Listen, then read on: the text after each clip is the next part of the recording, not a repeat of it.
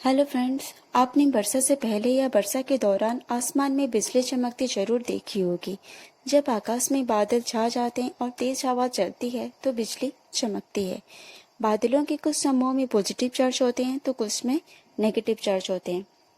Positive charge, negative charge बादल जब एक दूसरे के समीप आते हैं तो टकराकर उच्च शक्ति की बिजली उत्पन्न करते हैं।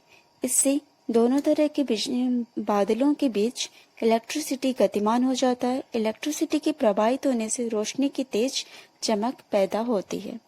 चलिए जानते हैं बादल गरजना किसे कहते हैं। जब एक बादल के नेगेटिव चार्ज और दूसरे बादल के पॉजिटिव चार्ज टकराते हैं तो आवाज निकलती है, तो उसको बादलों का गरजना कहते हैं।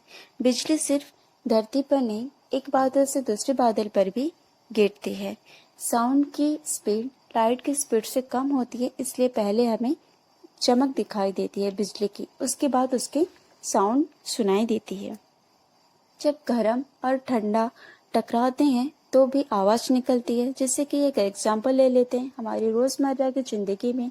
जैसे कि किचन में छौंक लगाते टाइम क्या होता है, तेल गर्म होता है और उसमें जो भी हम डालते हैं वो ठंडा होती है 10,000 एम्पियर।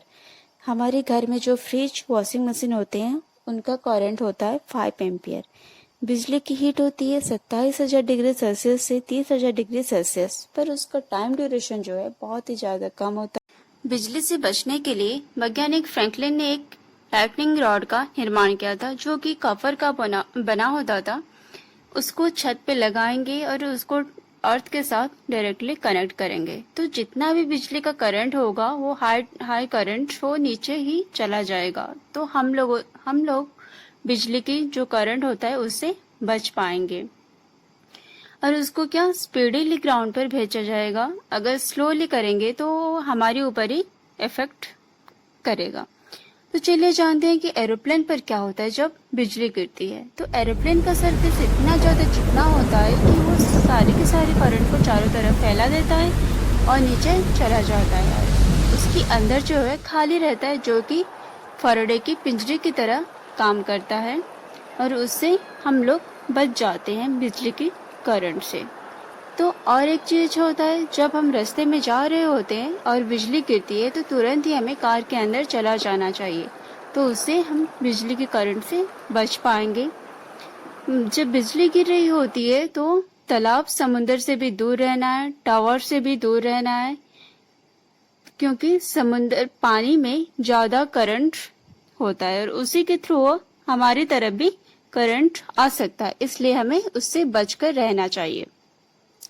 और जब बारिश में बाहर जा रहे होते हैं छाता पकड़कर, तो उससे क्या होता है, छाते का जो रॉड होता है वो लोहे का बना होता है, तो उससे से भी हम लोगों को खतरा हो सकता है। इसलिए हमें छाता लेकर, जब बिजली गिर रही होती है, छाता लेकर नहीं जाना चाहिए। आप मेरे चैनल पे नए हैं तो सब्सक्राइब करना ना भूलिए।